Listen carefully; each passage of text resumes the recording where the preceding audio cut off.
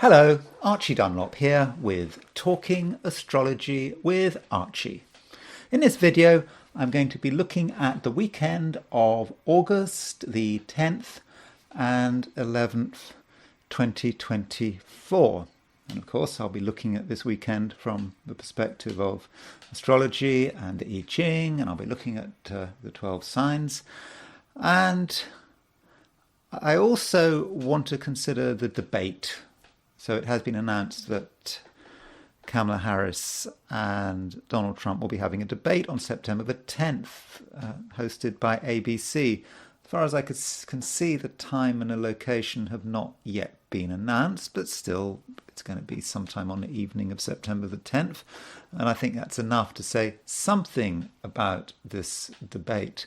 And so I want to look at what's happening on September the 10th, and also I want to consider the chemistry between Donald Trump and Kamala Harris, because there is one particular aspect of their chemistry which we really do need to consider.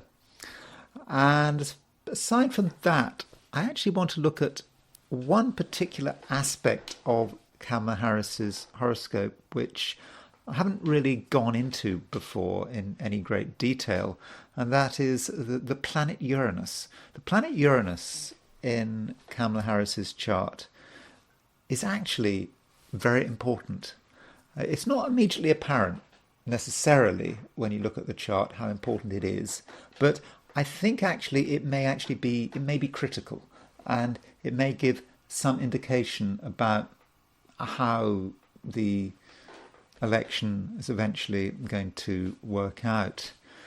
Now, before I look at what's going on astrologically and look at the I Ching, I just wanted to remind you that I would be very grateful if you were to like this video, assuming of course you do like this video, and I would be super grateful if you're not subscribed, if you were to subscribe, because it really does make a big difference to this channel.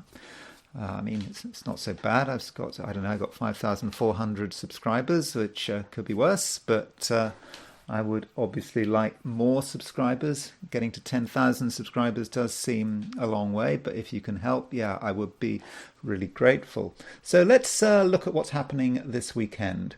So here is the chart for the weekend, and it's set for the middle of the weekend. In other words, midnight on Sunday the 11th, set for New York. No particular reason why it has to be New York, it's simply a matter of convenience. And at midnight, halfway through the weekend, the moon is at 2 degrees Scorpio. So this is a reminder that over the weekend, the moon is moving through the Via Combusta. So the Via Combusta is a part of the sky between 15 degrees Libra and 15 degrees Scorpio. And every month, the moon will move through the Via Combusta. So I don't know, about off the top of my head, around 8% of the time, the moon is moving through this part of the sky. So it's not so unusual or so rare, but still, when the moon is moving through the Via Combusta, things can go wrong. Things that we've carefully planned may get upset. So if you've got plans over the weekend, it's not that the plans are going to get cancelled necessarily. It's just that you might have to make adjustments and things might happen. So always make an allowance for unusual possibilities. And if you're planning on going somewhere, in heart, in mind, in spirit, in reality, in a car, in a plane, whatever, the journey might not quite go to plan. You might you'll probably get to your destination, but how you get to the destination may have to be changed. And so that's another good reason why it's important to have flexibility. Now, as far as Saturday is concerned, if you're in London, for example, the moon moves into Scorpio just before midnight. So essentially, if you're in Europe or Africa, you can really see it as Saturday being about the moon in Libra, Sunday about being the moon in Scorpio. If you're in Australia or New Zealand, then the moon is not going to go into Scorpio, I don't know, until approximately late morning. So it's only going to be the sort of the last half of Sunday where you have moon in Scorpio. On the other hand, if you're in the Americas, moon will go into Scorpio afternoon, early evening on Saturday. So most of the weekend, the moon is going to be the moon is going to be in Scorpio. As far as the aspects are concerned, actually, there's not so much happening this weekend, at least astrologically. That doesn't mean that nothing is happening in the world, but astrologically, it's not so active. Saturday, we've got Venus. Venus is by quintile Pluto.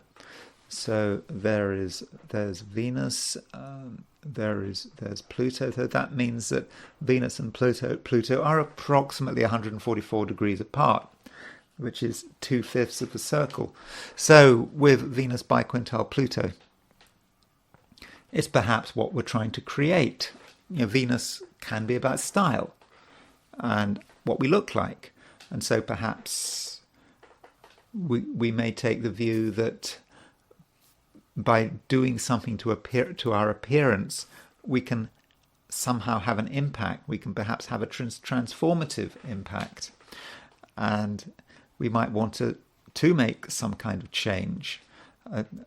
We might have this vision of perhaps what we can look like and how what we can look like can have an impact on the world, and we might want to make this vision real. So that's one way in which Venus by quintile Pluto could work.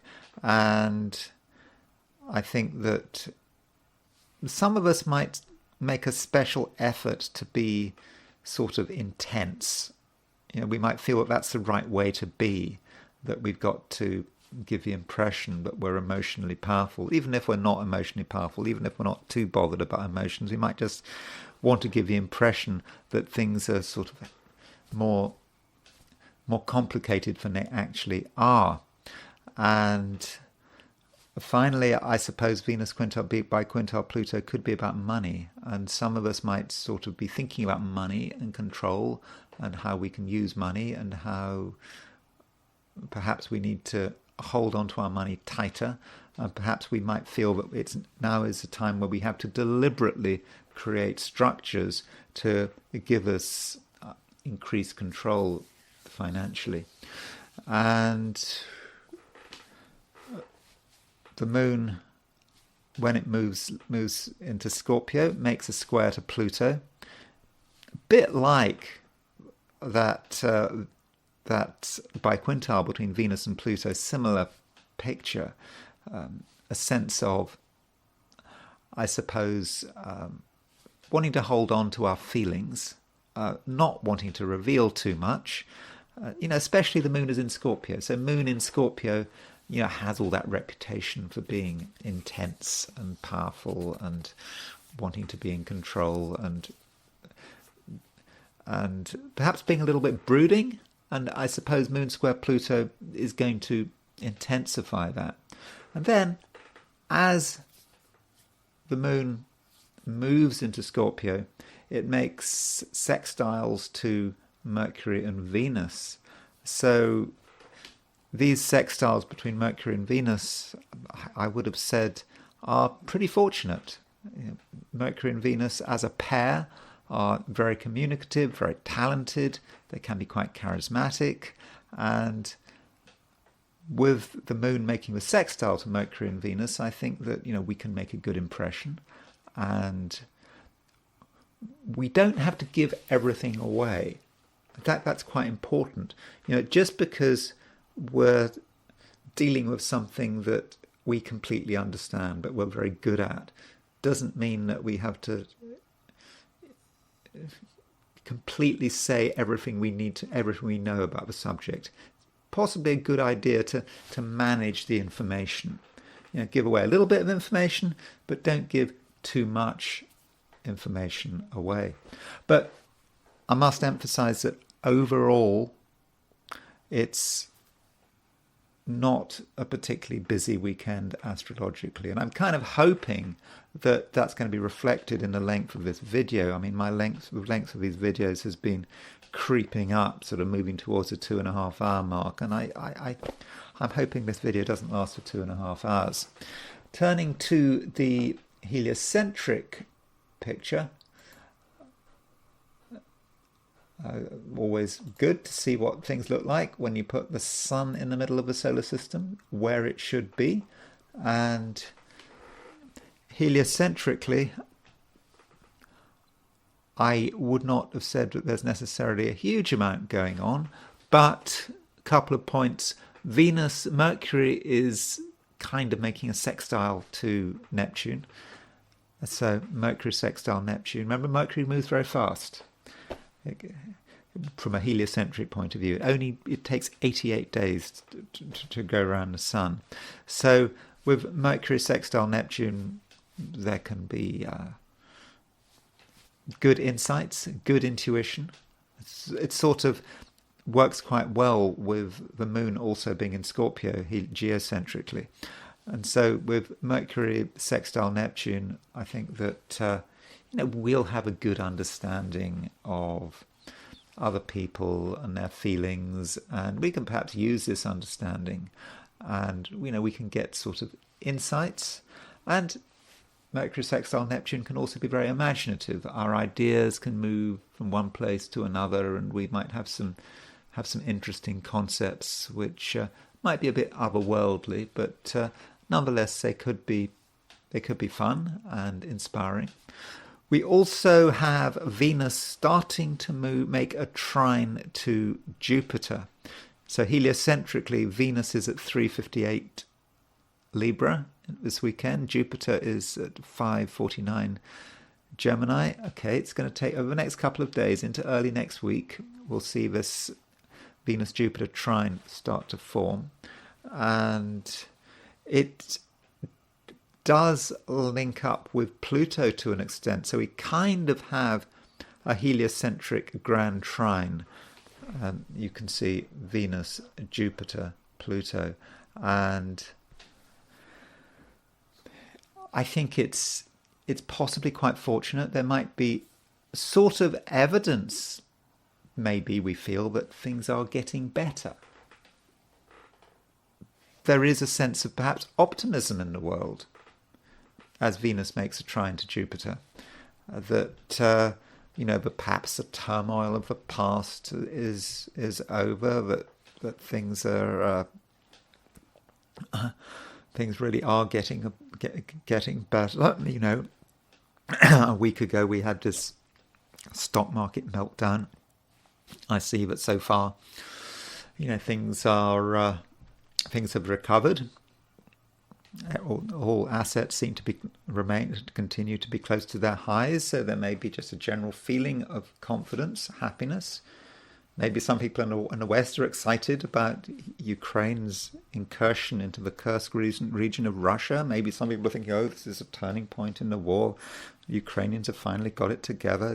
This kind of optimism. But just a reminder that Venus is a fast-moving planet, especially from a heliocentric perspective. So this Venus trine Jupiter is not going to last forever. It will last through a couple of days, but it just could be quite buoyant in terms of the general atmosphere and maybe what governments are saying. And some people might be optimistic. Depends on who you are. Optimistic about the Democrats winning, but this Venus trine Jupiter is it's not going to last forever. So perhaps enjoy the optimism while it lasts is perhaps the main message from this trine between Venus and Jupiter. Okay, so that's the heliocentric picture, and now I'm going to look at things from the perspective of the 12 signs. So these are my forecasts for the weekend of the 10th and 11th of August 2024 for the 12 signs. Aries. Things are changing a little you're sort of moving from sort of one stage to another stage. And on Saturday, I think that you're going to feel that there are some loose ends to tie up, and perhaps you and other people have got things you need to sort out.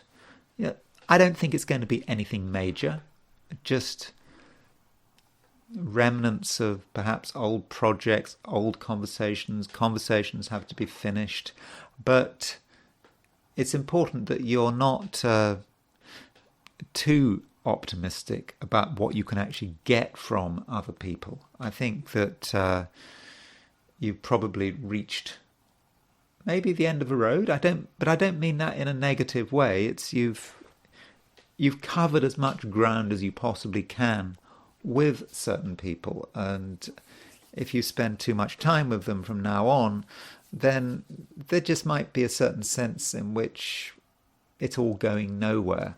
So it's important to not have massive expectations about what you can get from friends, family, others, because it's all very nice, it's all very pleasant, but no, I'm not really convinced that it's actually getting anywhere. And then as you move from Saturday to Sunday, the moon moves into Scorpio, and it's always a little bit tricky when the moon does move into Scorpio. It's a sign, Scorpio, that Aries finds a little bit difficult to cope with, and I think the problem is that Scorpio and Aries, they are very different signs. Aries likes to be uncomplicated, likes to keep it simple, likes to be free to do what it wants to do when it wants to do it. It is quite free flowing, that sign, Aries, your sign, Aries.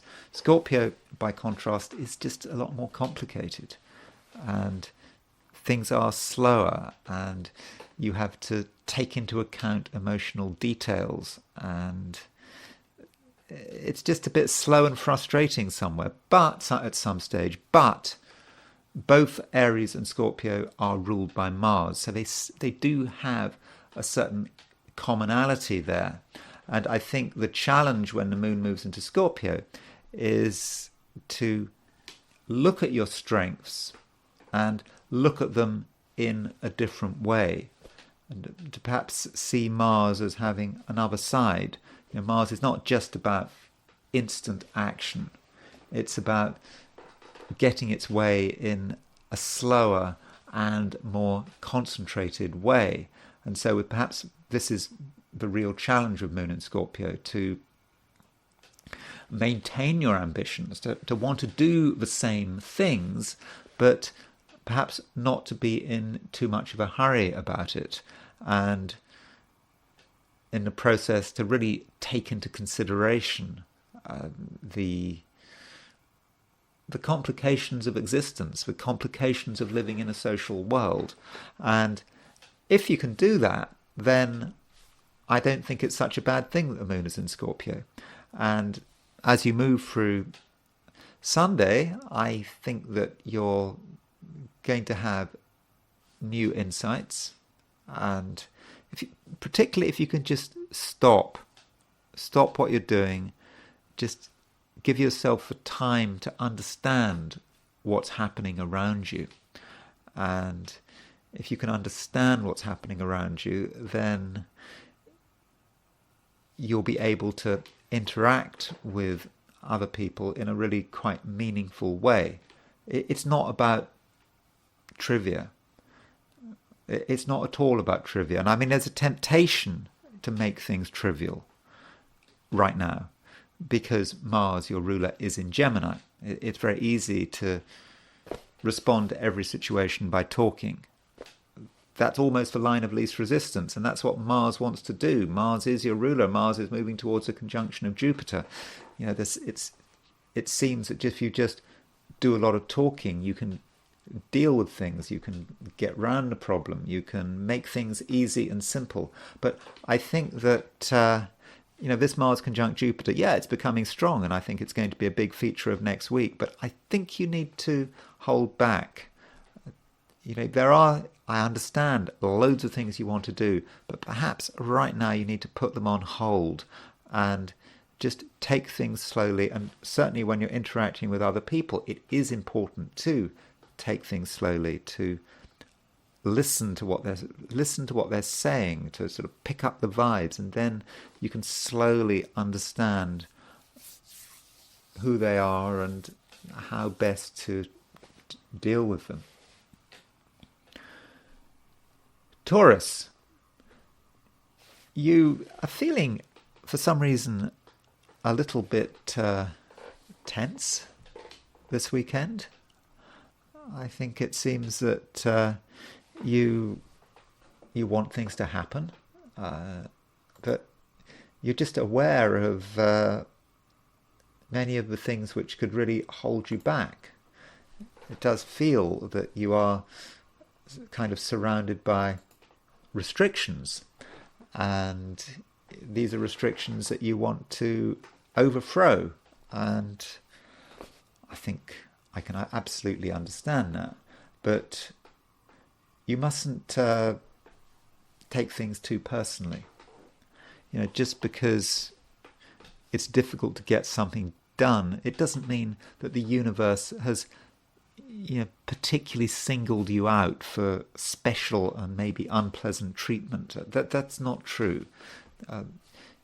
You and other people and everyone else, you have to deal with the same obstacles. It's not that you are at a special disadvantage, but you might nonetheless think that you're at a special disadvantage, and you just might do something that is perhaps unfortunate. You might be ridiculously stubborn, so that kind of thing, and I just don't think that would be a good idea. And you just have to make sure that you've done your bit, done as much as you can to remove obstacles, to get familiar with obstacles. And that is important, to be familiar with an obstacle. Before you remove an obstacle, you need to understand what it's about. You need to kind of walk all the way around it, try to understand the nature of this thing, and then perhaps use your intellect to work out how best to remove it. Or indeed, this obstacle may not have to be removed at all. You may just be able to go round it. Now, the moon does move into Scorpio, which is your opposite sign. Kind of depends where you are in your time zone exactly when the moon moves into Scorpio. It might be, I suppose, on Saturday afternoon if you're in the Americas. It might be late morning on Sunday if you're in Australia or New Zealand. But still, at some stage, the moon will move into Scorpio. And with the moon moving into Scorpio, there is a change, and I think that you may at first feel that things are complicated, that people are complicated, that you just don't know how to respond. But I think it's a change for the better. I think that you're going to be increasingly sensitive, and at the same time, you'll be able to say the right things. Certainly as Sunday progresses, it's just being able to say things which demonstrate your sensitivity. And in the end, the moon actually makes a sextile to Venus on Sunday. Could be Monday, but the moon is making the sextile to Venus, and I think that sextile to Venus is going to really help you in terms of just saying the right thing, and also being able to relate to people with understanding and compassion. And the understanding is the key point. But you have to, different people have different likes and dislikes, different priorities, different weaknesses, and all of this is something you can understand if you make the effort. So just try to understand, particularly understand people, particularly if they're close to you. That moon sextile Venus, as the weekend comes to an end, you can be very sensitive, and in social situations, you will understand what's going on, and I think that can really help you. But just don't take things too seriously. There's some danger of that, particularly on Sunday. Things seem very heavy. The world seems very heavy. You might put too much emphasis on your own issues and perhaps not consider other people's issues, or else I suppose it could work both ways. You might find that some people are being too intense for their own good, and they're exaggerating, and maybe you've got to approach the problem with a certain sense of humor. I mean, that is one way of approaching people who take themselves too seriously. And, maybe some people just need to get over themselves. But you have to be very sensitive about it. You don't want to be dismissive. But I think that you can get a sense of how serious someone is and what the place is for humor, because I think humor might be a way of sort of diffusing the situation. And this feeds into the heliocentric picture. So when I was talking about the heliocentric chart, I mentioned the fact that Venus is making a trine to Jupiter heliocentrically. And of course, Venus is your ruler. Now, this Venus heliocentric trine to Jupiter, it sort of starts to make itself felt on I think on Sunday, and it runs through until early next week. And this heliocentric trine is going to give you, I think, a great sense of optimism. And so think beyond your immediate situation, and just it's kind of like optimism is out there, but it's a heliocentric trine. It may not be immediately available to you as a person, but just look at the way the world is going. Look at the way the world seems to be going, and really try to tune into that energy and into and that enthusiasm. Now, it may be that ultimately this enthusiasm and this excitement is going absolutely nowhere, that everyone is deluding themselves. But that doesn't mean to say that short term you can't in some way benefit from it. Gemini.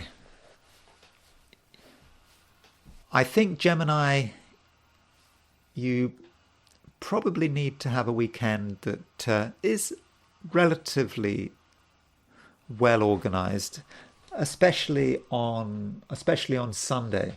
On Saturday, I think that you can afford to be a little more relaxed and easygoing, and I don't think there's anything in particular that you have to do. I think that you'll have a quiet belief in yourself on Saturday, and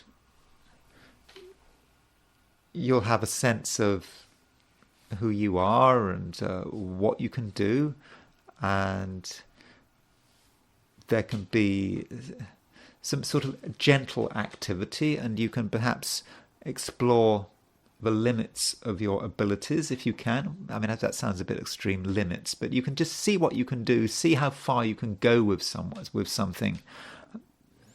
I think you might be aware just at some level there is a limit, but just be easygoing and relaxed about it. I don't think that it's really anything that you need to worry about. And in terms of the impression you give, I certainly think that on Saturday you're going to give the impression of being quite easygoing, fairly relaxed person who seems to be quite well centered. And I think Gemini actually you're going to be very aware of what you can do on Saturday, and there could be actually a quiet sense of confidence. So it's not a situation where you have to be be knocked by what other people say or have self-doubts. All that is quite unnecessary. Now, the moon does move out of Libra and into Scorpio, and that is important because the moon, in Libra, it's in an air sign. It's quite a nice sign for Geminis for the moon when the moon is in Libra. Moon moves into Scorpio, things do become a bit different.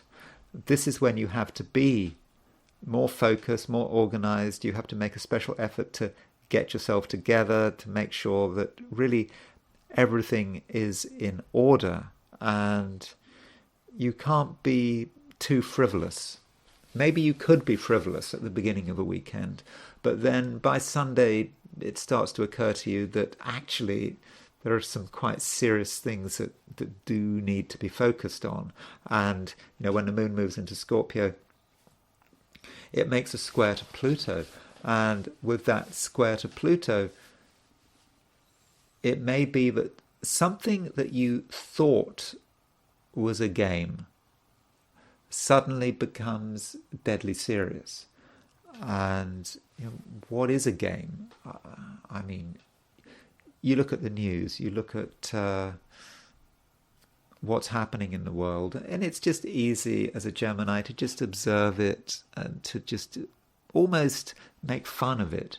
It's easy to make fun of things, particularly when they're happening far away. But perhaps you'll start to realize that things that you not so long ago made fun of are now actually very serious, and you need to look at it again and consider how these things can impact you. They can impact you directly in a material sense. They can also impact you in terms of your state of mind. You can be impacted by what's happening in another country because you're angry about it. That is possible. So try to take things more seriously as you move from Saturday through to Sunday. And with this moon moving into Scorpio, on the face of it, at least on the surface, it doesn't look great. I mean, Scorpio is a sign that is pretty alien to the Gemini experience. Yet the moon does make a sextile with Mercury. And I think that sextile to Mercury could actually be very useful and could be in alignment with basically your core priorities. Moon sextile Mercury gives you a great ability to organize yourself, to sort things out, and to sort out things that have been bothering you. Geminis are always thinking about everything. Geminis are always thinking about things, but I think with the Gemini mind can often prioritize. It knows something is serious, but it sort of can think about something else. And now with Moon sextile Mercury, you start to understand what is serious, and you can start to understand what actually needs to be addressed. And you're then, I think, in a great position to be able to just apply your brain power and your organizing skills to just dealing with an old problem, something that perhaps had been festering for a long time, and you thought it was a really difficult problem. You'd almost exaggerated the problem and thought there's no point in dealing with it because it's so bad. But when you actually get involved with the problem, you realize actually it's not a problem at all. But in order to understand that something is not a problem at all, you do have to actually get involved with it, to almost get your hands dirty and to devote a little bit of time to it. And there can just be a great sense of relief when you just realize that just really things aren't so bad. Cancer. You start the weekend, I think, in a rather different frame of mind than how you end the weekend. I think at the beginning of a weekend, you're in a fairly cautious frame of mind. You don't actually know entirely what is happening. At least you feel you don't know what's happening. You kind of try to persuade yourself that you don't know what is happening. And that is, of course, a great excuse for doing nothing. Though I think that if you've got plans over the weekend, particularly on Saturday, relating to your family and your home, I'm not convinced that these plans are really going to work out. For a start, the moon is in Navier Combustor.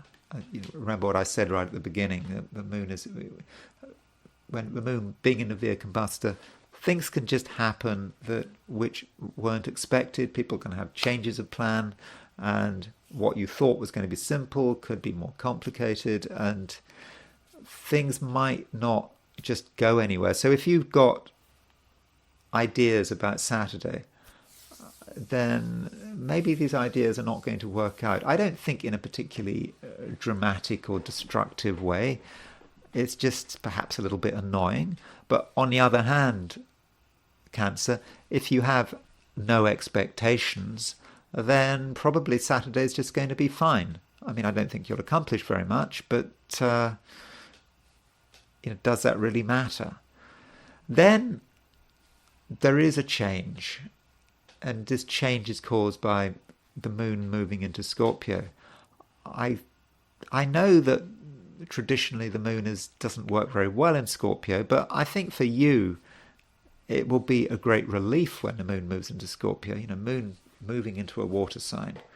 There hasn't been much water in the sky recently, and Cancer is a water sign, so moon moving into a water sign, it just might be like you going through a desert and you finally find an oasis, and you feel that things are easier. You just feel generally more comfortable and more nourished and more nurtured as the moon moves into Scorpio. That's not how everyone experiences the moon moving into Scorpio, but I think that is how you experience it. And you're going to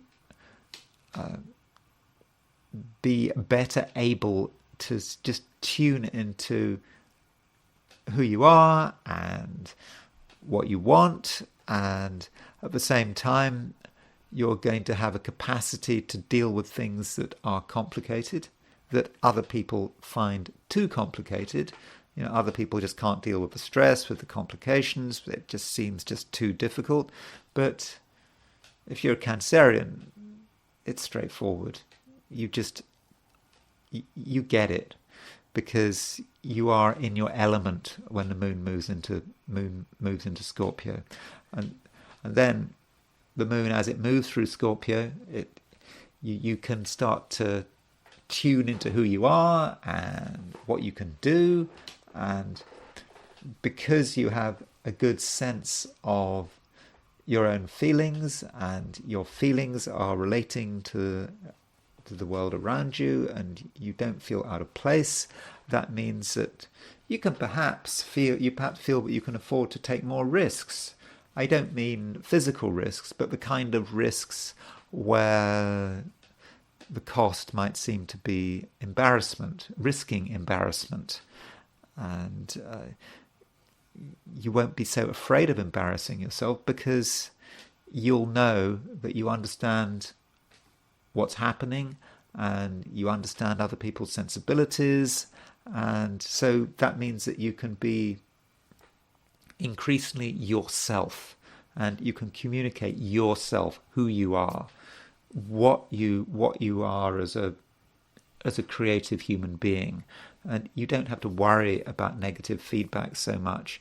So in fact, Scorpio, by the end of a weekend, it is a time to be taking some social risks, perhaps, and I think that you'll be able to relate very well to other people by the end of the weekend. So this is what I meant by the fact that the weekend may begin in one way and end in another way. And so by the end of a weekend, things will be happening, and you're going to be sociable and I think fun and with it, and you're going to be very connected. And I think some of the key relationships in your life could be working well. At least they can work well. You just have to put a little bit of effort in. Understanding what another person wants, being prepared to be a little bit nurturing. I think that's what you can do. And so I think Cancer, in the end, with this weekend, there is a lot to be optimistic about. And I think also, Cancer, you can in the end bring out the best in people. Leo, you are very aware at the moment of your influence, what impact you are having on others, and actually you're having, I would have said, quite a considerable impact. I mean, you might not notice it at the time, but actually people are paying attention to you. They are listening to you, and if you actually are aware of the impact you're having, then, Leo, you can actually be in a position to be fairly manipulative if you want to be manipulative, if you want people to move in a particular way, then you can make it happen. You don't have to be over the top about it. In fact, it's important to be a little bit subtle. People don't want to feel that they're being pushed in a particular direction. But right now, you as a Leo, you can do it. You just have to be clever about it. I mean, it's not a typically Leo things to do, because I think most Leos try to be pretty upfront. But I think at the moment, try to be a bit subtle, but perhaps even a sort of bit more subtle than usual, and that would perhaps be the best approach. And at the same time, many Leos are just going to be aware of how they really feel about other people.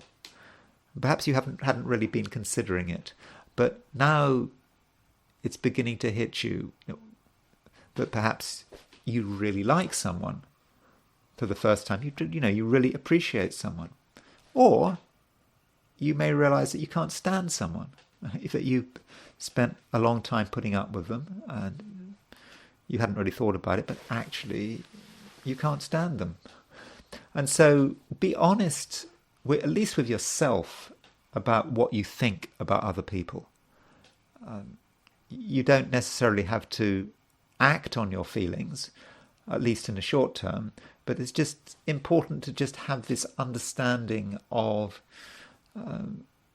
where you are in terms of your social life. And if you can't stand someone, then you have to perhaps consider ways of distancing yourself from them. And if you think someone is wonderful, obviously you want to get closer to them. So that might have an influence on your social behavior in the future. And I think that this is kind of linked up with the fact that Pluto remains in your opposite sign. Pluto is at 0 degrees 26 Aquarius. Sure, Pluto will go into Capricorn pretty soon, but the moon is making a square to Pluto at the end of the weekend, because what happens is the moon starts the weekend in Libra, and then it moves into Scorpio. When it's in Scorpio, it makes a square to Pluto, and perhaps it's at that point that you really get to understand the role other people play in your life, how they make you comfortable, how they make you uncomfortable. And it just may occur to you that certain social situations make you uncomfortable. Maybe aspects of your social life which you have been persisting in for months, even years, you just carried on doing it because it seemed easy. You couldn't think of any alternatives. You weren't really thinking about it, but now you're starting to think about it, and you're beginning to recognize perhaps that it's maybe not a good thing, and perhaps it's time for a change. Though in terms of your home and family, especially on Sunday, a bit of flexibility on your part might be a good thing. The home could be a somewhat difficult area. It may just be that things do feel a little bit stuck, and people don't seem in the mood for really doing anything. And because the moon is in the Via Combustor between 15 degrees Libra and 15 degrees Scorpio, I suppose things happening in the home may not entirely work to plan. I suppose it could be that household appliances might be playing up a bit. I'm not saying that for sure, but that's just something to consider. Certainly household appliances need to be treated with great respect. So try not to get too involved with family and domestic matters over the weekend. It's about not getting involved in a totally emotional way, and just getting into a situation where you can't consider change, and where you become very stubborn. And if other family members want to do something and you want to do something different, there could be a deadlock situation. Just having a little bit of distance would be a very good thing. But there is a silver lining to all of this, in the fact that the moon, when it's in Scorpio, it does make a sextile to Mercury and Venus. And I think that sextile between Mercury and Venus could be quite grounding, and also could give you an opportunity to create new levels of security for yourself. And I'm thinking particularly about material security. It's very useful, I think, from a financial perspective. And in spite of a somewhat tense situation with family members, it may actually be a good idea to talk to members of your family about money and things which have financial implications. It would have to be quite a serious conversation, but I think it's a conversation that actually can happen. And maybe it's about a subject that you haven't wanted to talk about for a long time, but maybe now is the time to talk about it. It may not be 100% easy, but if you bring up the subject of money, especially on Sunday, I think you'll make good progress, and I think your family will understand what you're trying to say. And I think that there's some possibility of agreement and change, remembering what I said right at the beginning of this piece on Leo, is that you're able to, in your own way, be quite manipulative. And I don't mean manipulative in a bad way.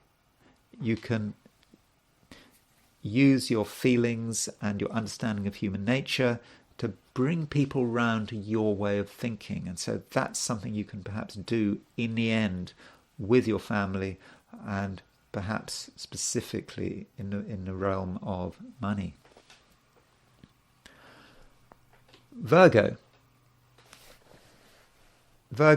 it's a weekend where you do have a strong sense of who you are. That is always important for a Virgo. Sometimes Virgos can undermine themselves. They can perhaps be a little bit too modest, or they can focus too much on other people and other people's needs, and they can forget about themselves.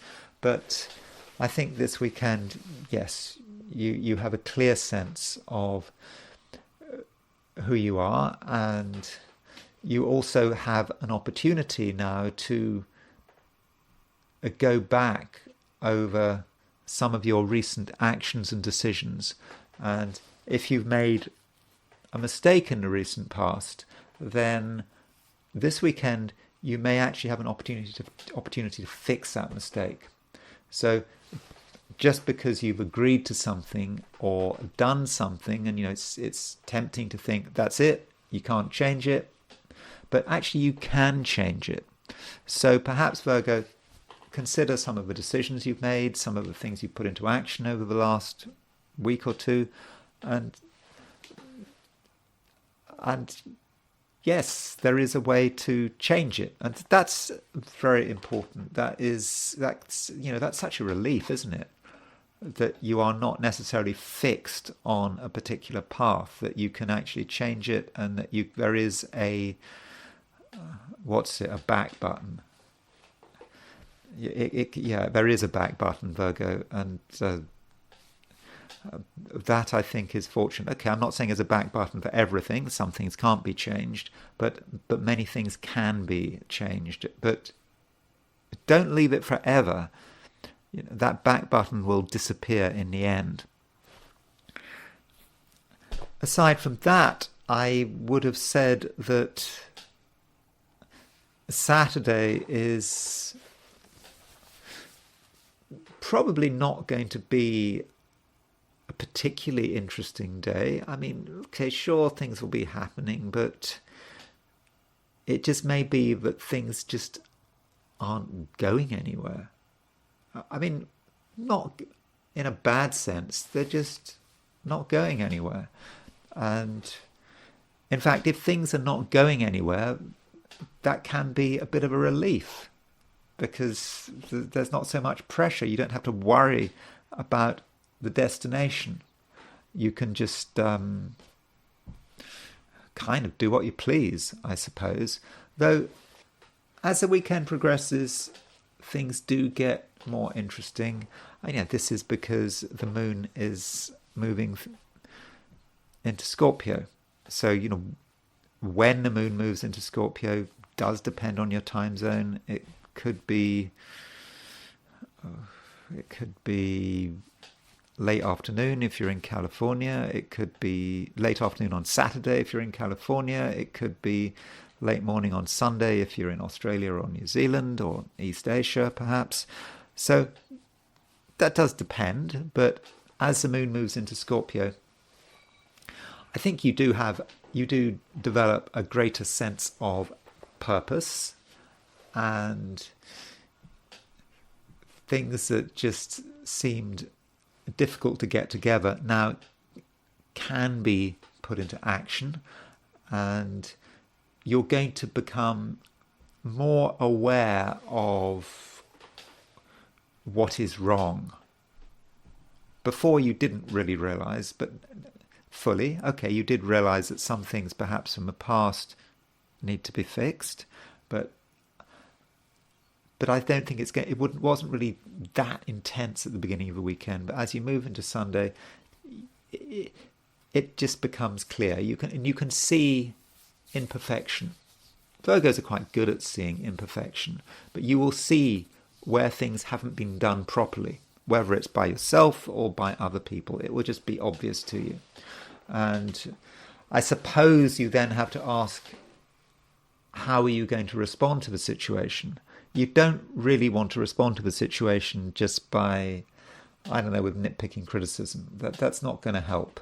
It may be that if you see that something has been done badly, you can sort it out yourself. Or you can just be constructive about it. You can just tell someone what's wrong and tell someone how you want something to be fixed, assuming you can't fix it yourself. And remember also, Virgo, that you need to have a basic fundamental sense of optimism and self-empowerment, both on Saturday and Sunday, because it's there, it can be there. So if you feel that it's necessary to criticize someone, especially on Sunday, then you can do it in a way that is optimistic and forward-thinking, and your job is not to tear someone down, to make someone feel bad. You could tell someone, this is great, but hey, it could be done even better.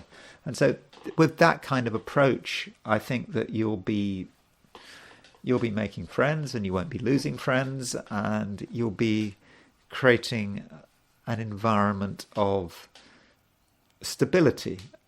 Because of course, if you criticize people, if you tell people they've got it wrong, they need to do it again, they're just going to get annoyed with you, and it's just going to create resentment. But it's just so unnecessary, because criticism can be wrapped up in hope and even optimism, and it's something that you can do. And as you move through into Sunday, okay, it might actually be Saturday depending on your time zone, the moon is making a sextile aspect to Mercury. Mercury is your ruler. Mercury is in Virgo. Okay, it might be going retrograde, but it's in its own sign. And so with that moon sextile Mercury on Sunday, and in fact the moon goes on to make a sextile to Venus, I think by the end of the weekend, you're going to be able to express yourself very effectively, and your mind is going to be on great form, and at the same time you're going to be able to communicate on a sort of a mental level and an emotional level at the same time. You're going to be able to pick up on people's feelings. You're going to be able to understand what people can put up with, and your sensitivity is just going to be really useful, and you can be someone who, in general, just makes things better. And I think because of this, people will look up to you and people will respect you. So I think, Virgo, the weekend can end on a pretty fortunate note. Libra. At the beginning of a weekend, the moon is moving through your sign. And in a way, that is a good thing, because you feel comfortable when the moon is moving through Libra. But it is moving through late Libra, and it's not really making any aspects. And so there may be a feeling as the moon moves through late Libra that your comfortableness is just a little bit complacent, and you don't entirely know where things are going. Yeah, things are working out, but they're sort of working out in quite a low profile way, and you just may be wondering, what is going to happen next? And there may also be this sort of growing sense of tension. So you're feeling, on one sense, comfortable, but your comfort is sort of being slowly undermined. You just feel that something else should be happening, and that you're not entirely firing on all cylinders, and that you're maybe wasting your time, and that you kind of should be doing something and you're not doing something, and this might actually quite bother you, and as a result you'll be thinking about perhaps what you can do to make things happen, and you may feel that you perhaps have to change your approach, that there's something wrong with maybe your style. And this is connected with the fact that Venus, which is your ruler, is making an 144 degree aspect to Pluto. That's a biquintile. Biquintile is 2/5 of a circle. And so, Venus, your ruler, it's trying to relate to Pluto. It's trying to find its own power. And it's not immediate. It's not obvious. It just feels that you have to almost contrive it. You have to find a way of being powerful, a way of being recognized. And it does take a bit of work. Now, I'm not saying that you can't achieve it. I think you absolutely can. I think, Libra, the first thing to do is to kind of have an inner vision of what you'd like to be the case. So you think about power and control, whether it's control over yourself or control over other people. You think about that, and then you perhaps have an idea about what that actually means. And this power and control may also have a relationship. It could have a relationship to money. It could have a relationship to close relationships. That is possible. Just feeling you want to be taken more seriously. You want to be a more powerful person, and that might be some of your feelings on Saturday.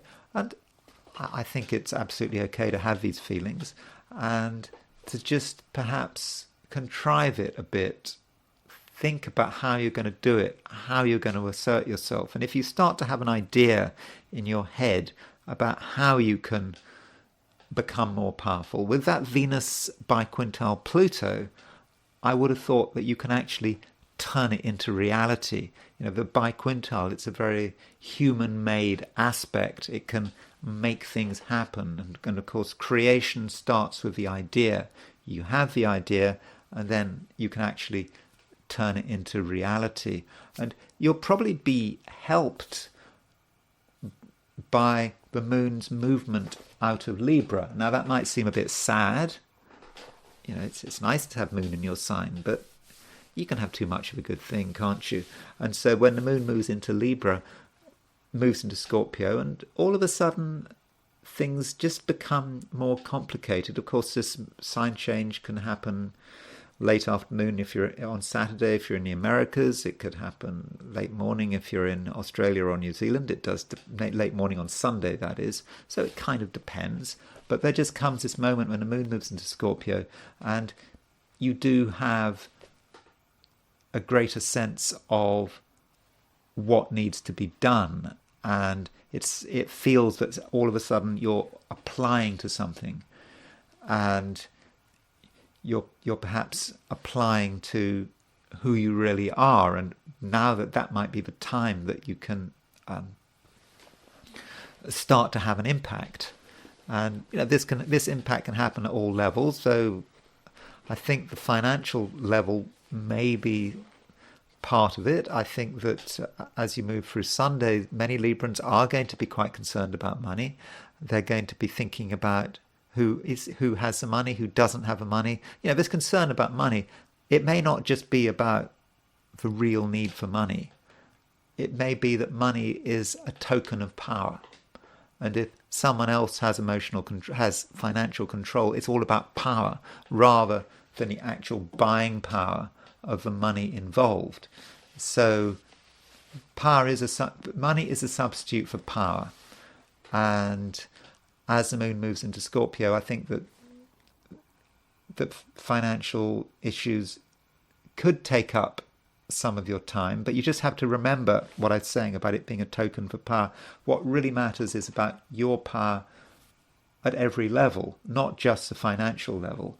And I think that you can really start making an impact on many different levels. And I think that you will also benefit by the fact that the moon in Scorpio is making sextile aspects to Mercury and Venus. Moon sextile Mercury allows you to, I suppose, think things through on an internal level, but it also allows you to communicate and tell people what's on your mind and get to the bottom of things. And there may be times over the weekend, particularly on Sunday, where you can have sort of fairly low-profile conversations, but low-profile and quite intense conversations. So if there's someone you want to have a private consultation or a discussion with on Sunday, then I think that might be a very good thing to do. I think that it would be perhaps quite reassuring, and at the same time you would have a sense of your own power. And that's important because, as I said a few minutes ago, Libra, there is this certain sense of, particularly on Saturday, this feeling of tension that it's a growing tension. It starts on a very low profile level, but it just gets more and more so. And this tension is just about feeling that you can't actually do something you like to do, but you can't do. But then on Sunday, perhaps by having the right conversations with the right people, you can start to shift things a little, and you may realize that what you thought was an impossible task, something really holding you back in a serious way, you'll actually realize that there is a way through. And it doesn't necessarily have to be about other people, about conversations with other people. It can be about a conversation with yourself. And perhaps when you privately engage with a problem, you've got to give yourself the time to engage with a problem, to engage with something that seems to be holding you back. You engage with it and you think about it and you actually realize, yes, there is a way forward. Scorpio,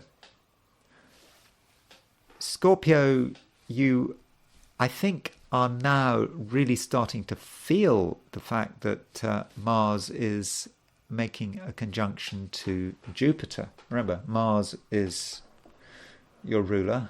Mars is now, only 2 degrees, less than 2 degrees from Jupiter. And I know I've talked about this quite a lot, this conjunction between Mars and Jupiter, but I think it does have a real impact on you. And you're starting to be aware of actually what you can do. And to begin with, you might have your doubts. So you're kind of going in 2 directions. You're wondering whether you've really got what it takes, but at the same time, you're being asked to do something which is maybe quite dramatic, might be pushing your talents to their limit, but it is good to push yourself a little bit. And the Mars-Jupiter conjunction is encouraging you, I think, to sort of dig deep. So it perhaps has 2 levels. There's the level at which it goes deep, it goes into yourself, so that you can really understand who you are and what you can do. And then at some stage, it's going to want to go out and really have an impact out there. And that's how Mars-Jupiter, I think, can and should eventually work. But it has to be managed. You need to harness it. You're perhaps dealing with a sort of rather chaotic and unstable energy in the form of Mars and Jupiter. So yeah, it makes sense to try to harness this energy. And at the beginning of a weekend, it just might seem a little bit out of your reach. You might want to hold back, but what happens is that the moon moves into Scorpio. Of course, Scorpio is your sign. And so with the moon moving into Scorpio, which could take place on Saturday afternoon in the Americas, or it could take place late Sunday morning in Australia or New Zealand. But whenever the moon goes into Scorpio, I think that does give you a lot of power. It's a major power boost. And a lot of your self-doubt and your hesitation will disappear. And at the same time, it will be just easier to talk about things, because the moon, when it goes into Scorpio, it makes a sextile to Mercury. And it also makes a sextile to Venus. And so things that you really wanted to keep secret, you can now, I think, be more open about them. And because you're able to be more open as the weekend draws to a close, that is going to lead to sort of positive feedback from other people who are important to you. Maybe you've recently seemed a little bit distant, and you've been sort of putting up barriers and you haven't been approachable. Well, that distance and that lack of approachability is is starting to ease now. It will be easing in a big way on Sunday, and you will be becoming more approachable.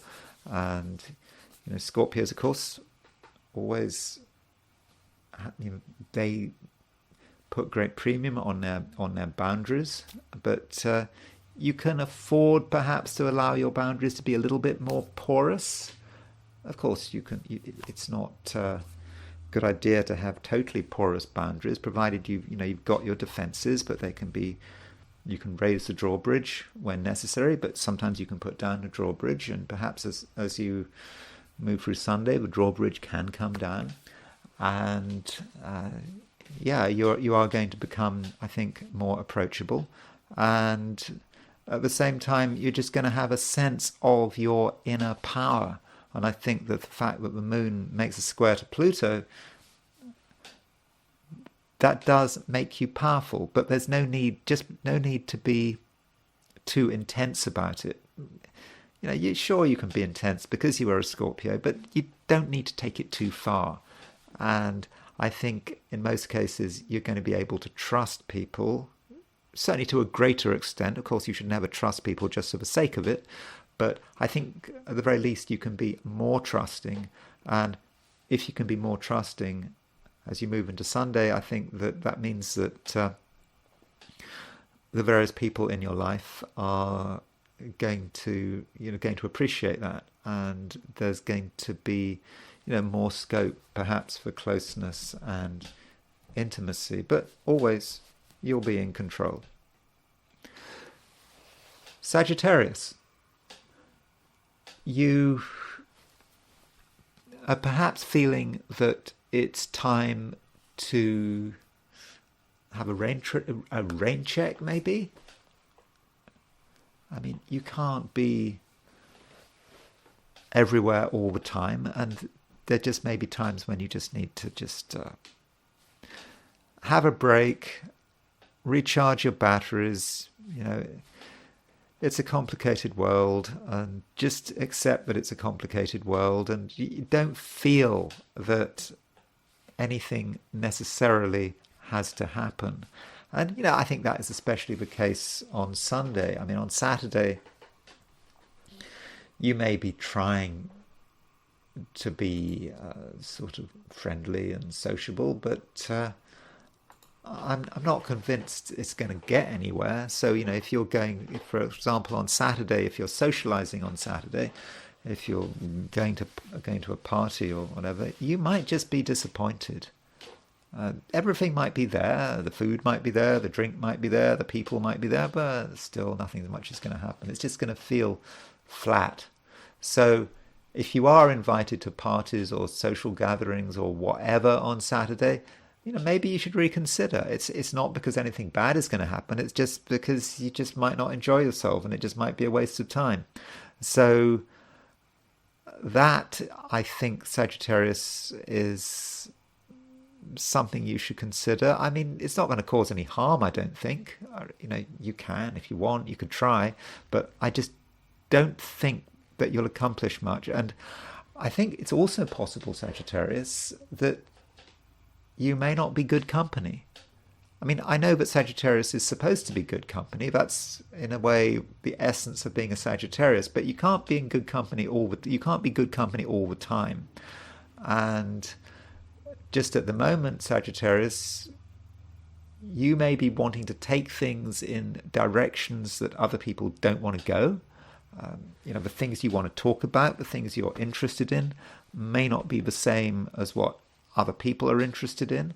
And as I've been saying over the last few days, that Sagittarians do have this strange negativity to them.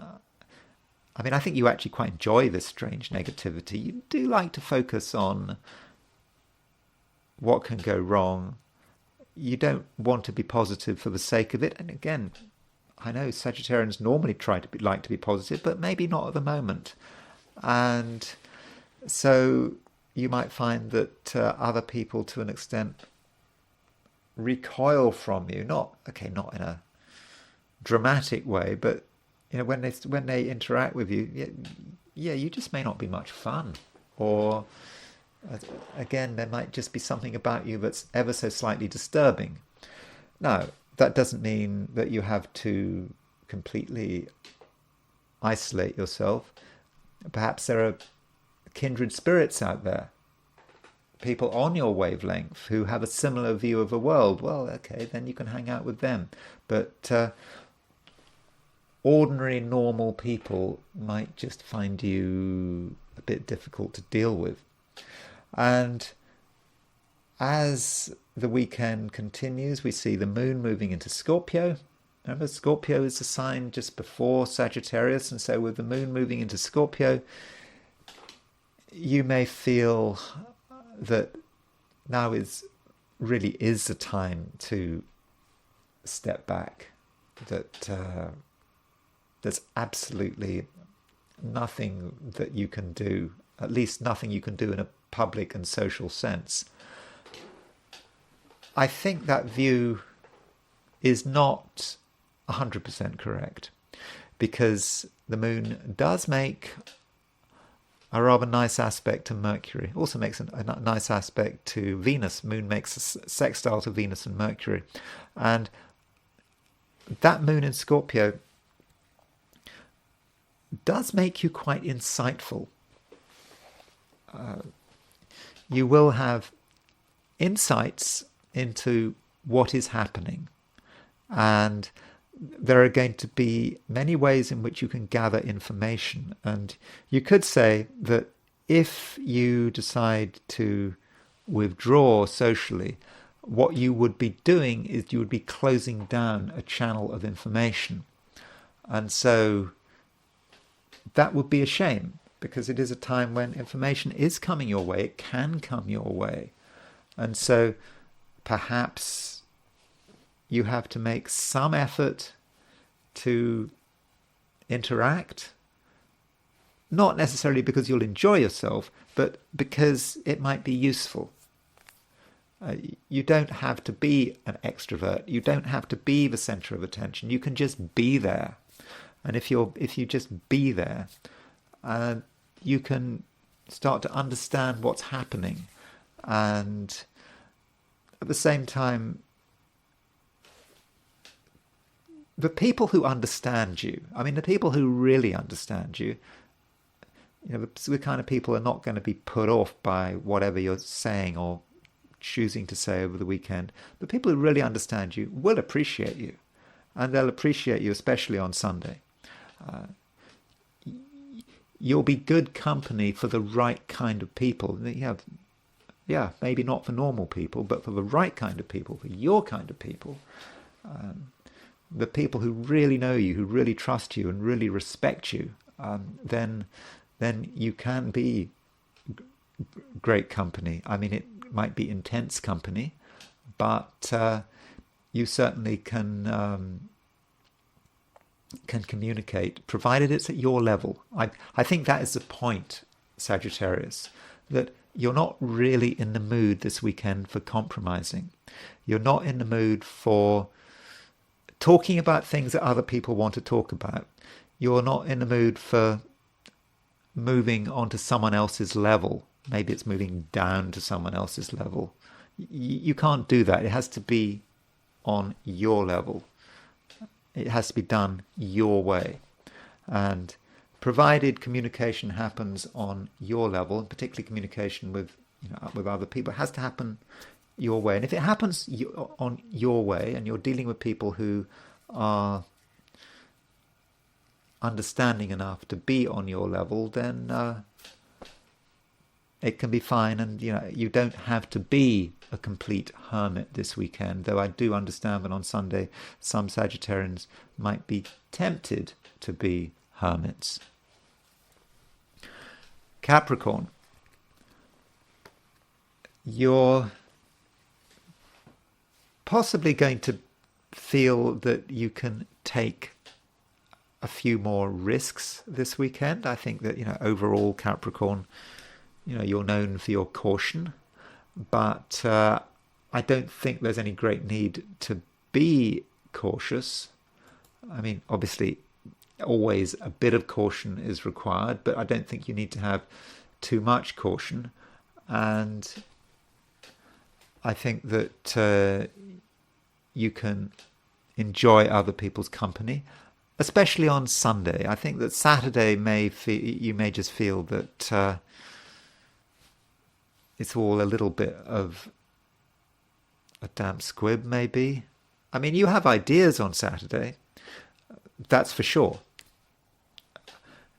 You're in your inner world, you have a strong sense of what needs to be done. And, if you perhaps have failed to do something last week, then on Saturday you're thinking about it, perhaps, and you're thinking about what you got wrong, and you're also thinking about what you can get right in the future. So Saturday, might be a good time for planning, but I don't think that Saturday is an especially good time for action. I think that you might be disappointed if you try to accomplish too much on Saturday because things just might not work out. But as the weekend progresses, I think that you have a growing sense of your own power, and you're at the same time probably going to become more relaxed a little, in the sense that you're not taking things quite so seriously. And with the moon moving into Scorpio, I know that moon in Scorpio is supposed to be serious, but I don't think it makes you serious. I actually think it makes you just feel a little more sociable and sort of better prepared to deal with other people, and you'll find it easier to talk, and you'll be able to talk about lots of different things. And I suppose if you really need to do small talk, I suppose you can do it. But if you need to talk about details which perhaps had been ignored in the past, now is a great time to thrash those details out. And a few things could be resolved on Saturday. And I think that, not on Saturday, Sunday. A few things could be resolved on Sunday. And also on Sunday, I think that you will perhaps be impressed by another person's seriousness. You like serious people. You're a Capricorn. And sometimes people can be quite frivolous and trivial. Maybe recently you've been disappointed by other people's lack of seriousness, but I think that by Sunday people are more focused, and because people are more focused, you can actually get to grips with serious subjects, and that flows through from Saturday into Sunday, from Sunday into Monday, and it may be that there has to be a little moment of crisis. Perhaps because the subject has to be brought up. Something has to be dealt with. And Sunday might be a good time to do it. You look at the crisis, you realize that something has to give, and you find a resolution to it. Yeah, and I really do think that you can find a resolution to it. And while all this is going on, Capricorn, you're thinking about yourself and who you are and what you can do and how you can renew yourself. And renewal might actually be quite an important theme over the weekend. Certain aspects of your life, some of your activities may have just got a little bit stale. You've been doing things, but you've just known that you weren't perhaps doing it as well as you could have been doing it. And you may have a lot of insights here. And so you can start to reconsider what you do and how you're doing it, and just make some changes. And in a very open and honest way, And so, now would be, a great time to reconsider the way you are expressing, indeed, your expertise.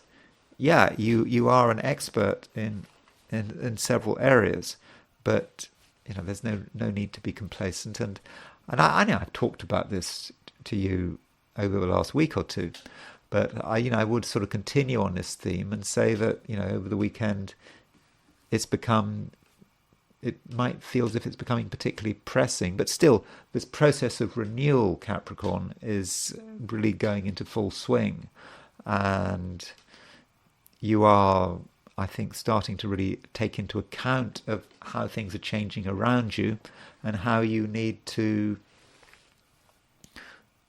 address these changes and change yourself in order to respond to the challenges out there. And you don't have to change yourself as in a massive transformation. It's about fine-tuning yourself, and that's perhaps something you can do over the weekend. Aquarius, you are feeling that it's time for something to happen. Maybe not on Sunday, maybe not on Saturday, but I think certainly on Sunday. On Sunday, we've got the moon in Scorpio, and the moon is making a square to Pluto. Okay, this might be late on Saturday if you're in the Americas, but it doesn't matter. Sometime over the weekend, there is this square between the moon and Pluto. And this square between the moon and Pluto is important. Now, the next time the moon is in Scorpio, it won't be making a square to Pluto, because Pluto is going to go into Capricorn pretty soon. When does Pluto go into Capricorn? Pluto goes into Capricorn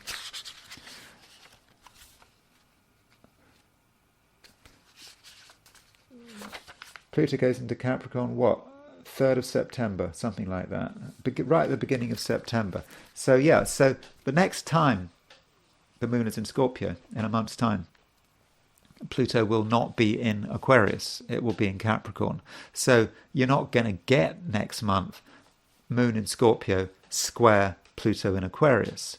So maybe you need to take advantage of it. You'll get it again in a few months' time when Pluto goes back into Aquarius. But right now, you should perhaps really appreciate that moon square Pluto. So what does that actually mean, that moon square Pluto? So moon is in Scorpio. Scorpio, high profile sign in the Aquarian chart. Pluto is in Aquarius. That's your sign. So when you've got Pluto square Uranus, it does give you an insight into your own power and your direction and what you want to achieve, into what is holding you back, and it gives you a sense of your whole transformative energy, which is just so important with Pluto moving into Aquarius. So what are your aims? What are you trying to achieve, and what are you not achieving at the moment? How do you feel that something is missing? And so with this moon square Pluto, I think that that is I think it's quite inspiring, and it's putting some pressure on you, but pressure in a good sense. So this weekend, if you just feel that you're underperforming, then it's now time to do something about it. I mean, even if you are performing just fine, you're always going to feel that you could be doing better. At least I think that's how you're going to feel.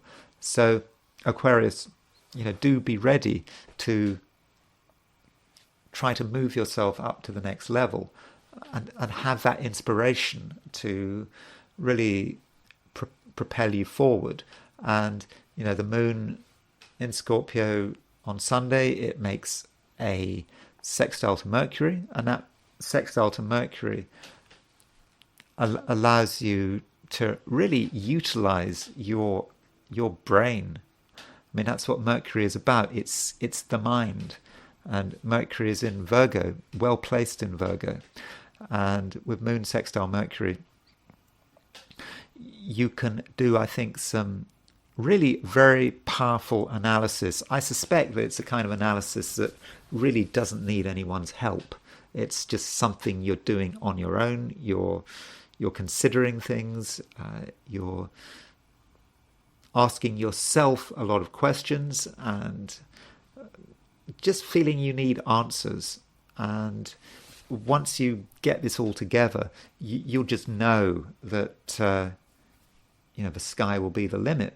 But we're not talking about necessarily an overnight sort of transformation. And in a long-term sense, it's perhaps all about how you're dealing with Pluto in Aquarius. Pluto, yeah, sure, we know Pluto leaves Aquarius temporarily for a very short period of time in the autumn. And yeah, that might take some of the pressure off temporarily. But Pluto will go back into Aquarius, and you'll be back into the situation where you're having to think about how to really make the most of things, and ideally to be ambitious and to accept yourself as a powerful and transformative kind of person. And so it's all part of this longer process. But I just hope that you can take advantage of it, and that you have a powerful weekend, where you're really able to get to the bottom of things, and also you're able to isolate where you might be underperforming, or not underperforming, just performing at a level where you just know that you could do better. So overall, Aquarius, I just think it's just important that you're ambitious. Pisces, you start the weekend, I suppose, in a state of mind where things are not entirely going your way. At least that's how you might feel as you move through Saturday. It just might feel that you're not fully in touch with what's going on, and you just might feel a certain sense of separation to begin with, and you're wondering what to do, and it just might feel that there's absolutely nothing you can do. And short term, you would probably be right. You really can't apply yourself very well on Saturday. I mean, you can try, but I don't think you'll be very successful. Certainly through Saturday morning, Saturday afternoon. I think from Saturday afternoon onwards, things do start to improve. It starts in the Americas, because in the Americas, California, moon moves into Scorpio at something like 3:30 in the afternoon, and then as you go east, the moon moves into Scorpio over the weekend, and then I think late morning on Sunday it moves into Scorpio in Australia and New Zealand.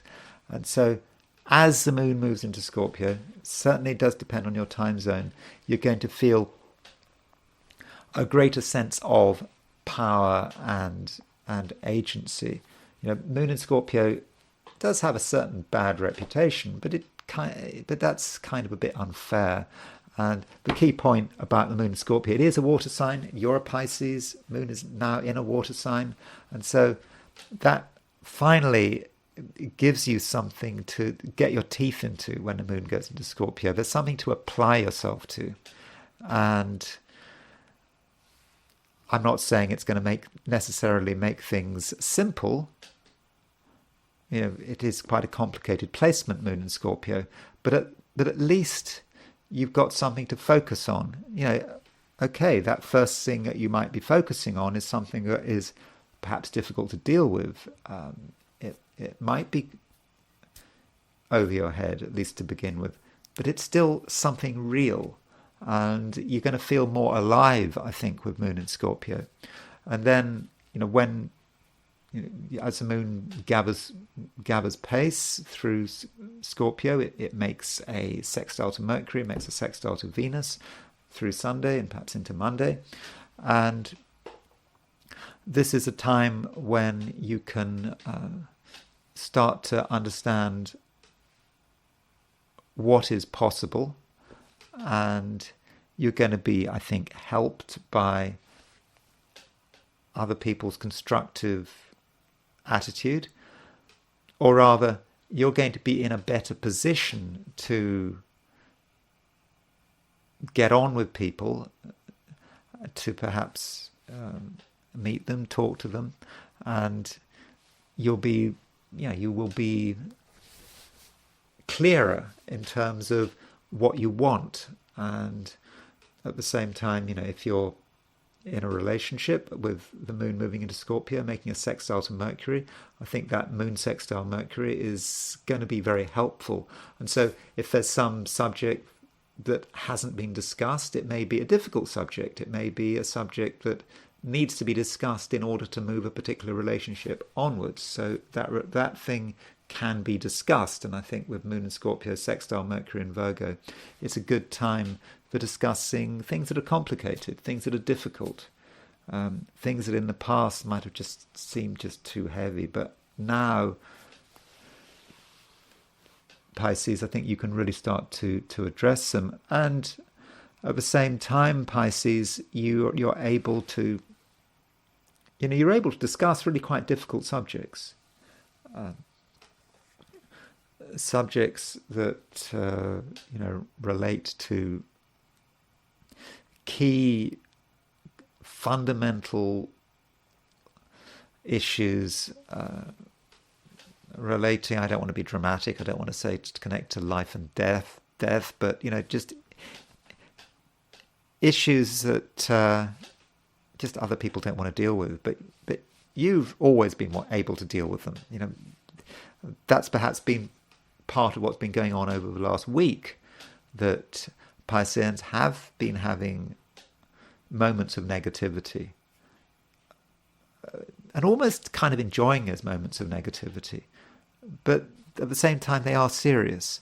And so perhaps Pisces, this is a time when you are able to talk about them, talk about your own negativity, talking about what you think might be going wrong. And perhaps in the past there wasn't a willing audience, but now you find a willing audience, and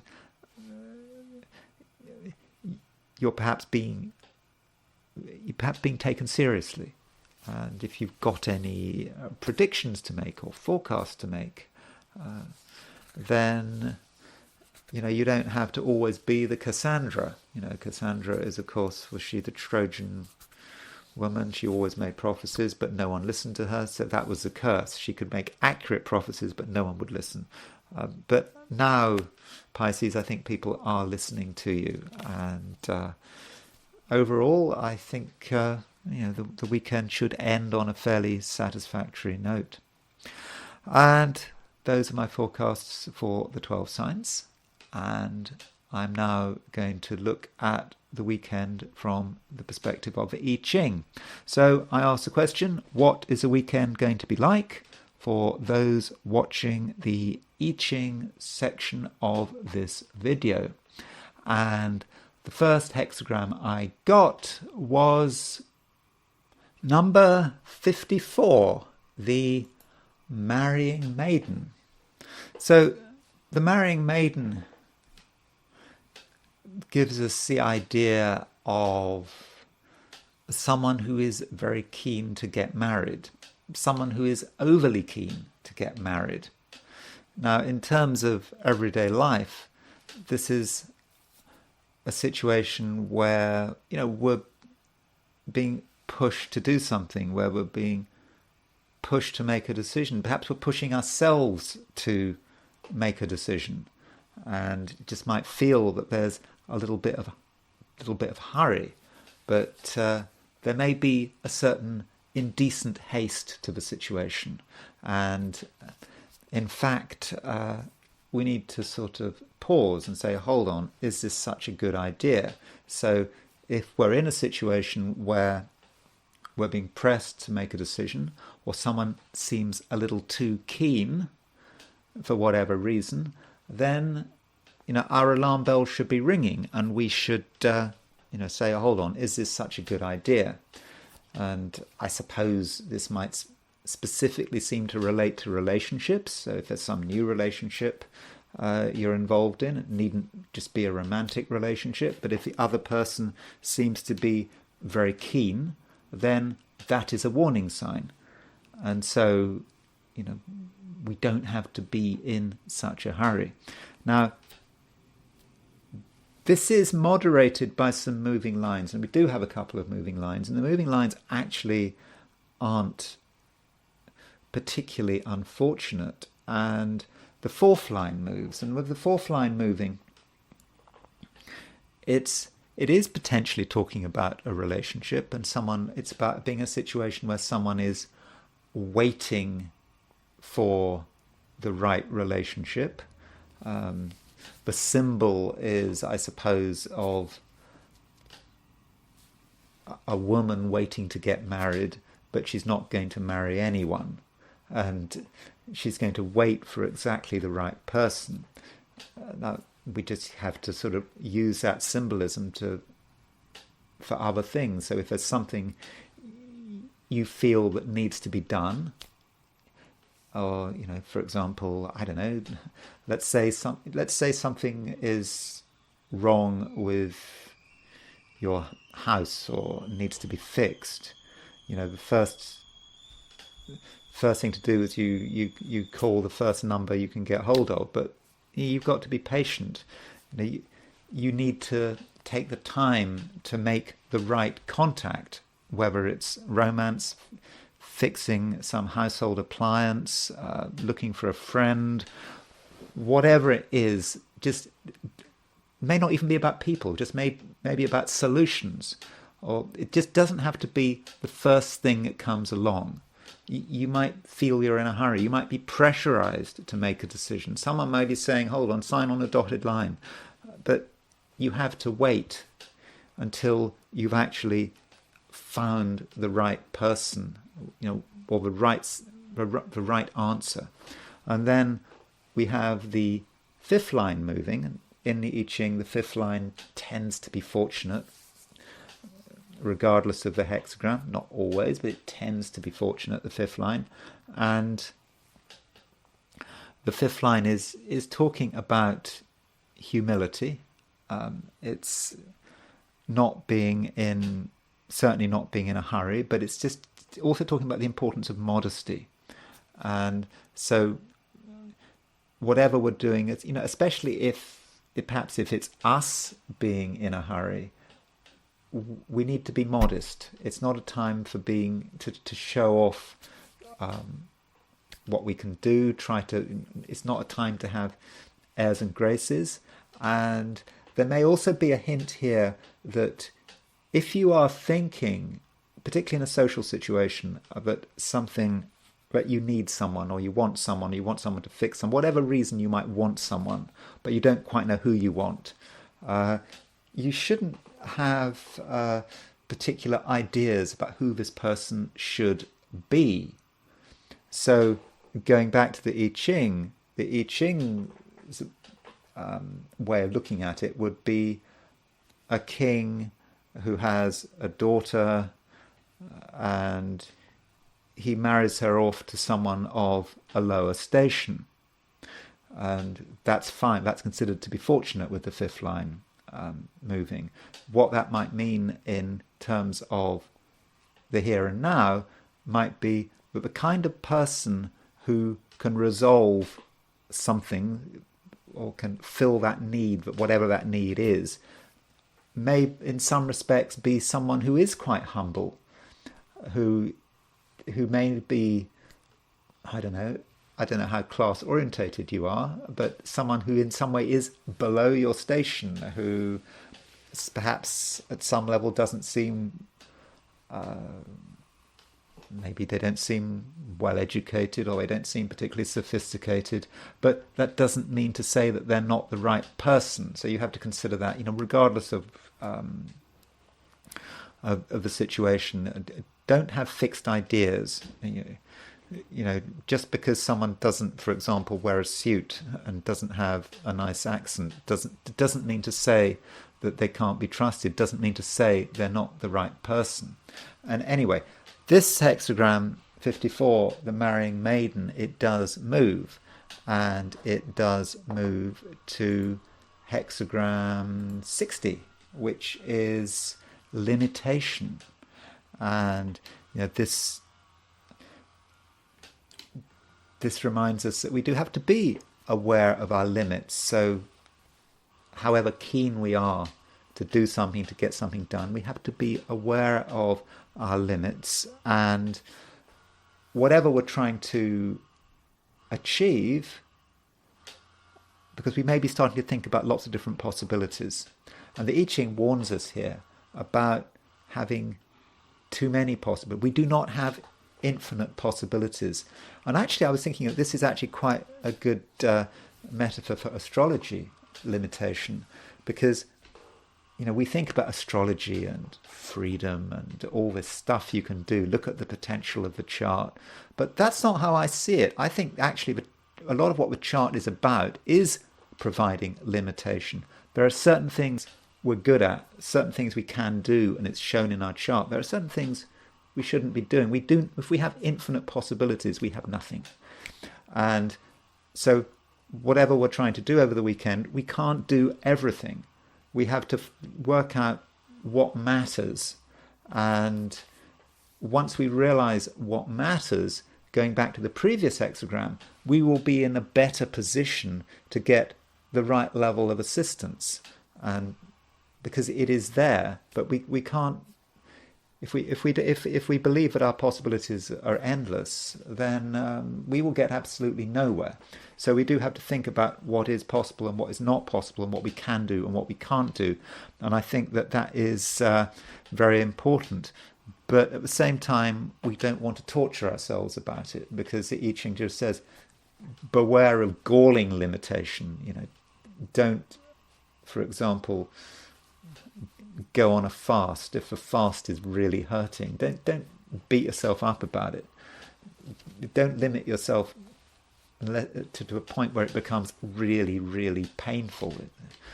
Unless you're giving up heroin or giving up smoking, I suppose their limitation might be is obviously a good thing. But in most cases, limitation shouldn't hurt. And that is a key point. Okay. So now it's time to go back to American politics. I hope you don't find this too boring, me talking about American politics. You probably do, actually. But, we just had this announcement that there's going to be a debate. So I thought, well, let's have a look. I don't. Maybe I've got it wrong. Maybe it has been announced, but I don't know what time the debate is, and I don't know where the debate is going to be. So, maybe it has been announced. Maybe that's not going to influence too much the positions of the planets. But as far as I know, I looked at Wikipedia. It said TBD, which is that to be announced, or it's, I don't know, whatever. So I don't think it matters too much. So I've just gone in terms of a debate, I've gone for the September the 10th. September so this is on the ABC debate. I know it's on September the 10th. I've gone for 9 p.m. in New York. I'm sure it may not be at 9 p.m. It may not be in New York, but at least we can see where the planets are roughly that evening on the evening of September the 10th.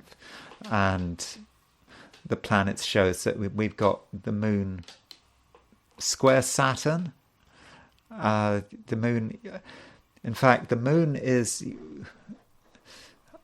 we've got Sun-Saturn opposition here at the time of this debate, and we've got the moon sort of on the Sun-Saturn midpoint, and it doesn't really matter what time, what place. That's definitely going to be around, and I think that you might think that this debate is going to be maybe somewhat restrained, and it may not be as interesting as we'd hoped. That's a possibility. That I suppose maybe Kamala Harris and Donald Trump are just going to be very concerned about their image and getting it right, and there may be sort of a certain sense of perhaps over preparation. And as a viewing experience, is Moon square Saturn going to square the Sun going to be much fun? I suppose that depends. And maybe it depends on how Kamala Harris and Donald Trump are going to respond to this situation and how they're going to respond on the night. Now, in terms of trying to understand how Kamala Harris and Donald Trump are going to relate to this debate, I think it might be a good idea to actually start off by comparing their charts. I mean, I've compared their charts before, but it just may be that certain linkages between their charts are going to be potentially quite important during this debate. Assuming the debate happens, I suppose the debate could always be cancelled. So here is Kamala Harris's chart, and what we'll do is we'll put Donald Trump's chart on the outer ring. Whoops. So that way we can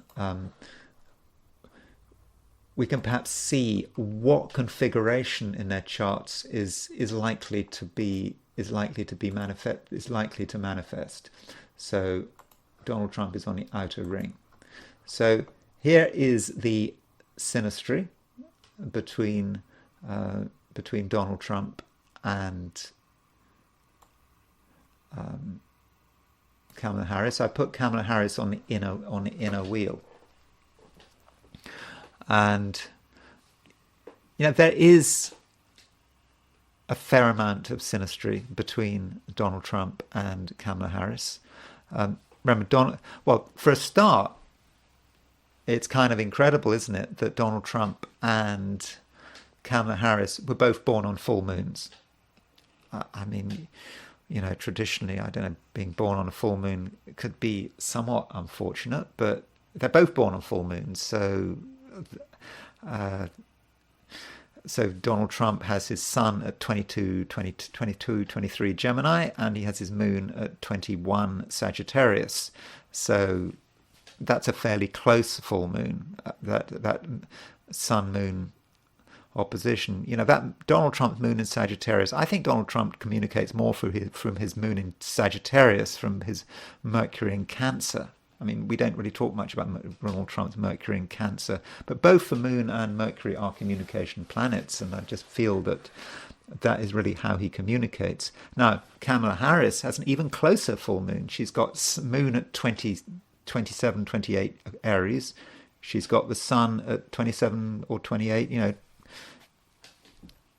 Libra. So she was actually born exactly on a full moon. So that is quite a big deal, I would have said. And it's also the case that Donald Trump's full moon is right on her ascendant. So his sun in Gemini is on her ascendant. I think that Kamala Harris's ascendant is a very sensitive place. I think that this is why one of the reasons why she didn't choose Josh Shapiro, because Josh Shapiro as her vice presidential pick, because Josh Shapiro has his Saturn at 24 Gemini, Josh Shapiro did not make Kamala Harris feel comfortable. Donald Trump has his sun at 22 Gemini.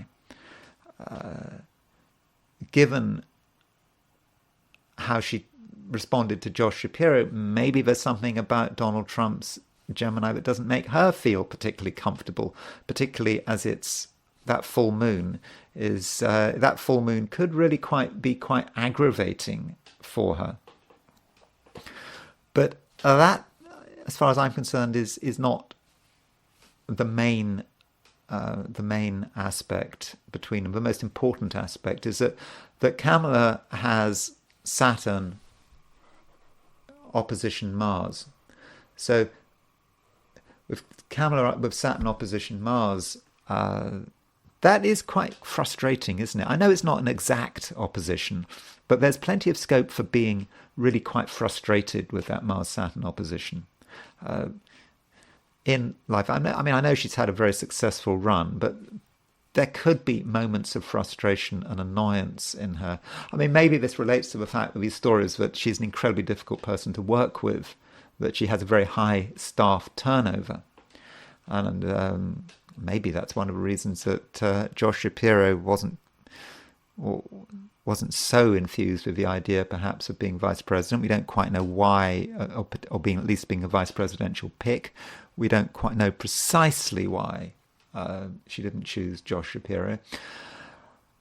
But she's got this Saturn Mars opposition. Now, Donald Trump's Mars is at 26 Leo. So Donald Trump's Mars hits her Mars-Saturn opposition. So her Mars-Saturn midpoint is about 24 fixed. So his Mars is about 2 degrees off her Mars-Saturn midpoint. And so this is the key point. Kamala Harris's Saturn is at 28 Aquarius. Donald's Mars is at 26-47 Leo. And I think that is really the key point about the debate, isn't it? Who is going to win? So you could say that Mars is Donald just being aggressive, being perhaps childish, making his sweeping statements. You know how Donald likes to do it. Then Saturn has the capacity, potentially, to close him down. As Democrats like to say, it is the prosecutor against the felon. So the prosecutor would be Saturn in Aquarius. The felon would be Mars in Leo. I'm not saying it is the case. I'm just saying that's how the Democrats like to see it. So if you were an astrologer who was a supporter of the Democrats, you would perhaps look at that opposition between Saturn and Mars, and you would say, well, yeah, that's sensible Kamala, the prosecutor, the lawyer, able to close down Mars. And that you can imagine how Mars feels being closed down by Saturn. So if she can use that Saturn, then it could be very effective. She could be very effective, at least theoretically, in terms of attacking Donald and bringing him down to earth. But we can look at it in another way, can't we? Saturn represents Kamala's limits, her boundaries. She's got Saturn on the midheaven. She's a person that tries, I think, very hard to be in control. She doesn't always succeed, as we'll see when we look at her Uranus. But that's what she's trying to do. She's trying to keep a whole act together. And, it's suggested that she's afraid of ad-libbing, that she relies on a teleprompter, that when she does ad-lib, she's not particularly successful at it. And so there's her Saturn. You can imagine Saturn, trying to be in control, preparing for the debate. The good student, not just the prosecutor, but the good student. I suppose a lawyer as well, researching her brief, making sure that she really understands it. There's Saturn trying to be in control, keeping the whole thing together.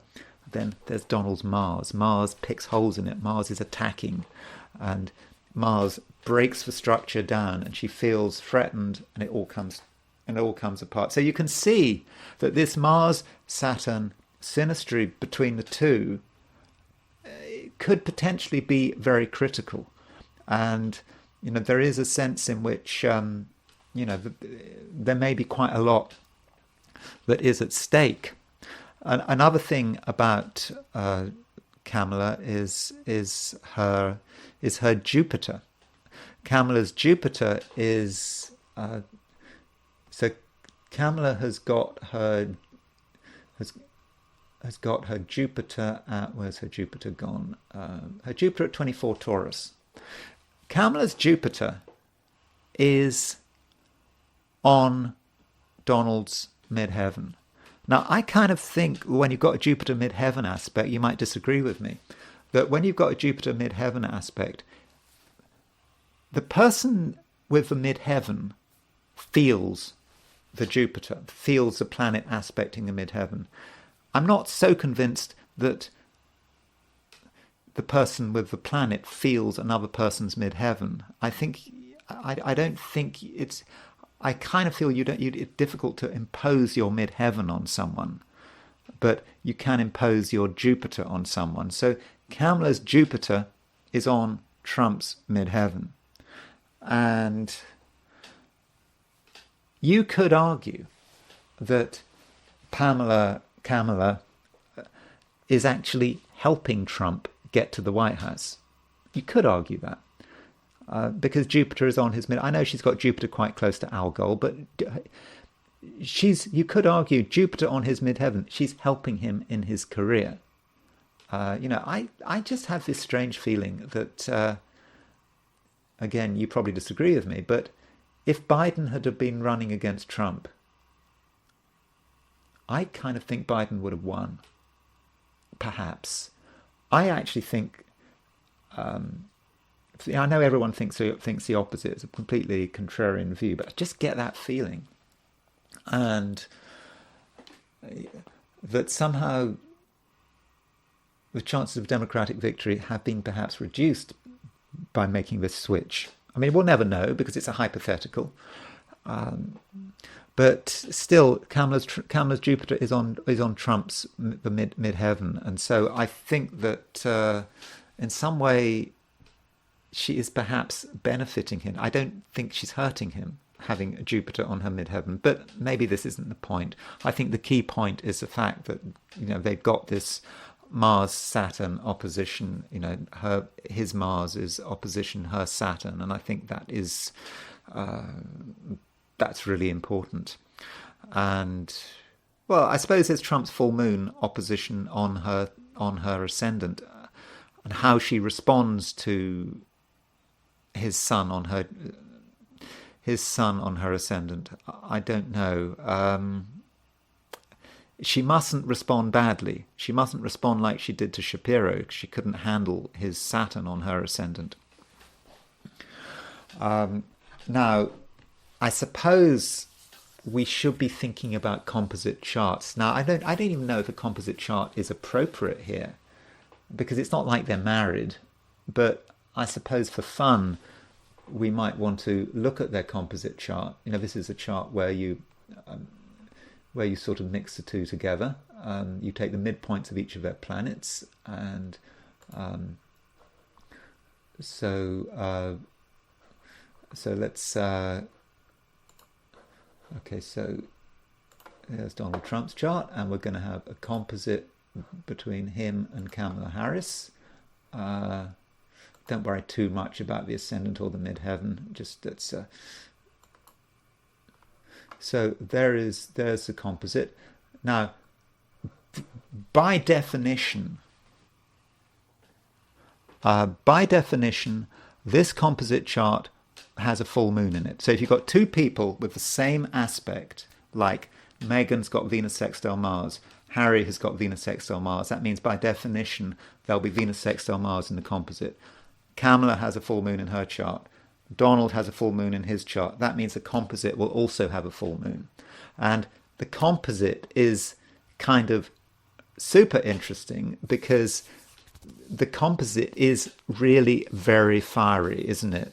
We've got a lot of stuff in Leo, but look at this. We've got Sun, Mars, Pluto conjunction here. I mean, a massive Sun, Mars, Pluto conjunction here. And, Uranus is moving through this part of the sky. Uranus is going to be at 27 degrees, is going to be at, 27 degrees Taurus at the time of the debate.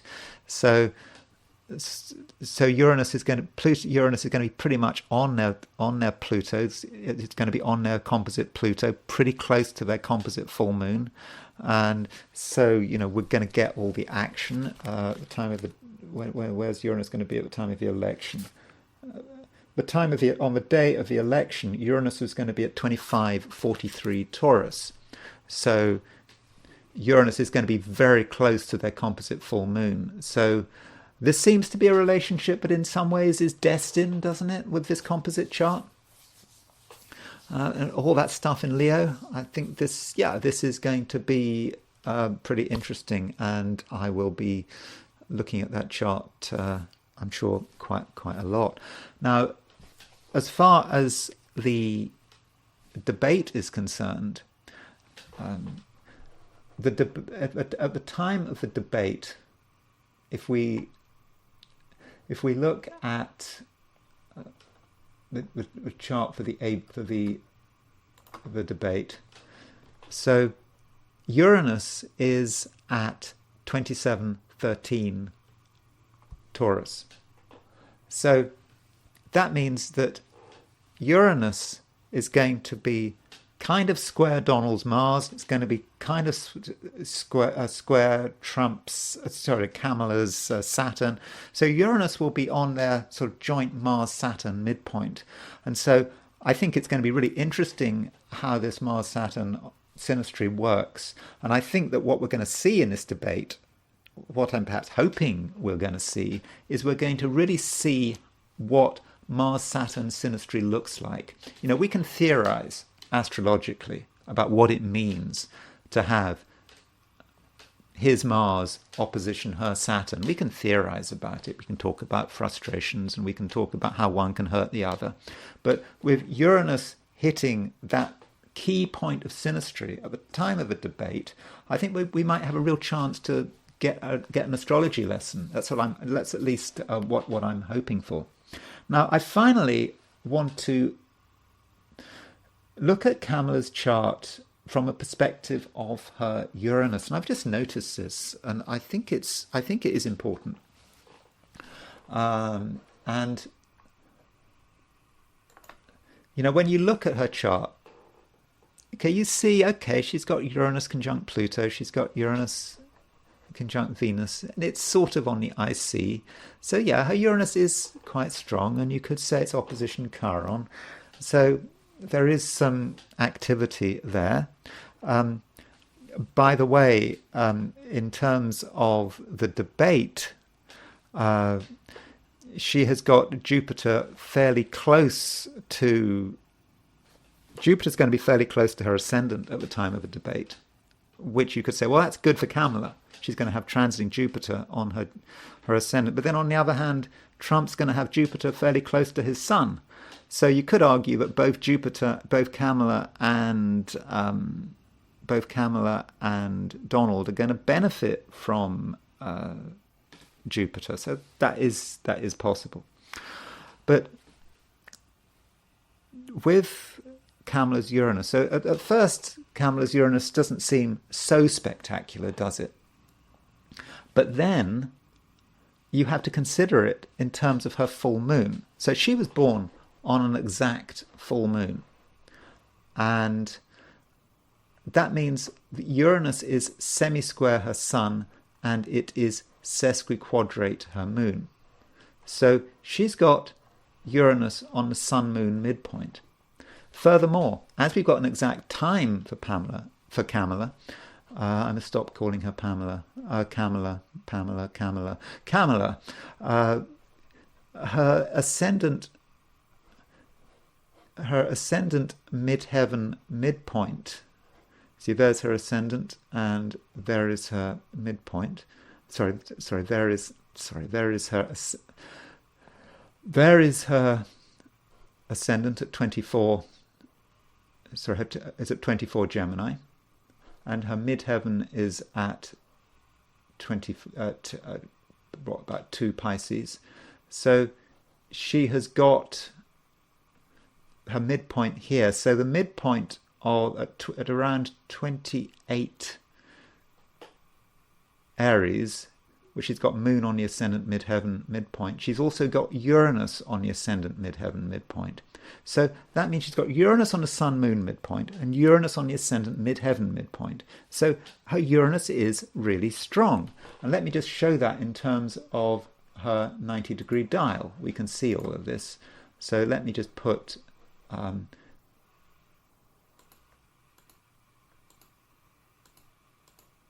So that's her Uranus. So you can see Uranus, she's got Uranus making 135, 45 degree aspect, semi-square sesquiquadrate aspect to her Sun-Moon opposition, her full moon. And there it is. So we've got Uranus opposition the Sun, Moon, the Sun and the Moon on the 90-degree dial. Because the 90-degree dial, remember, semi-squares and sesquiquadrates become oppositions, conjunctions, squares and oppositions and become conjunctions.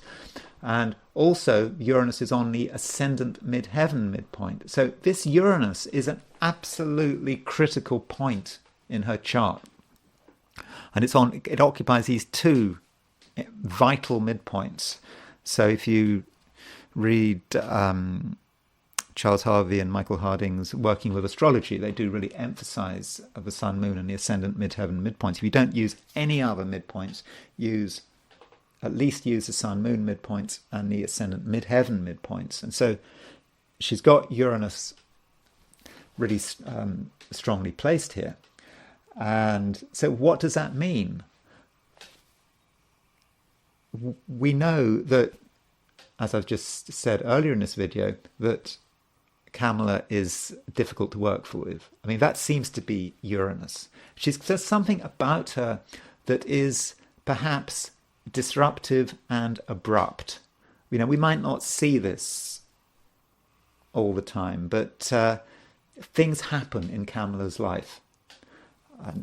And she wants to be known. I'm sure this strong Uranus has benefited her over the course of her life. I suppose at times it's made her independent-minded, but it's also, I think, made her difficult to deal with. But it's a powerhouse. When anything aspects her Uranus, it's also on the Sun-Moon midpoint, it's also on the ascendant midheaven midpoint. So we need to regard this as being an absolutely critical area in her chart. So you would have said that anything aspecting the Sun and the Moon, Uranus, it's just hitting a whole complex of points in her chart. So that would be when you see something at around 27, 28 cardinal, or when you see something at 12 or 13 mutable, because 12, 13 mutable makes a semi-square sesquiquadrate to 27, 28 cardinal. Now, where does this all lead? It all leads to Saturn. Saturn going stationary direct in November. So what happens in November, and late October, late November, because Saturn is now going retrograde. And so late October, early November, Saturn starts slowing down. So it goes retrograde at 12 on the 15th of November, so that's 10 days after the election. It goes retrograde at 12:42 Pisces, and at the time of the election it is at 12:47 Pisces, so it pretty much doesn't move. So 12:42 Pisces, what does that actually mean? So remember that 1242 Pisces. So let's look at her midpoints. So if we look at her midpoints for, we'll put Uranus on the. So 1242 Pisces. So 1242 Pisces is 2742 cardinal. So her Sun Moon midpoint is at 2743 Capricorn. Just 1 minute off where Saturn is going stationary retrograde on November on November the 15th. And so that's right on her Sun, right on her Moon, hitting her Sun-Moon midpoint. Also, it's pretty close to her Ascendant Midheaven midpoint, which is at 2824 Aries. And, this, to my mind, is serious. So Saturn stationing really at the most critical point in her chart in November, at the time of the election. Now, you could say that that's going to be great, that it will give her structure, that this is a time of responsibility. But as I said, I think it's more likely that it is really a time of bitter disappointment, where it all comes down to earth. This person, with all their excitement, all the Uranus, and then it all comes crashing down with Saturn hitting it at the time of the election. Now, you can't predict an election result from just one transit. There are other things to consider, but I'm just saying it's more evidence, as far as I can see, that Kamala is going to lose in November. I mean, there are other things to consider, but as far as I'm concerned, the picture is not looking good. So that's all I'm going to say for today. Thank you very much for listening. I hope you found this video interesting. And if you did like this video, I would be very grateful if you were to like it. If you're not subscribed, I would of course be super grateful if you were to subscribe. And if you want to buy me a coffee, there is a link in the description, and I will be talking to you again very soon.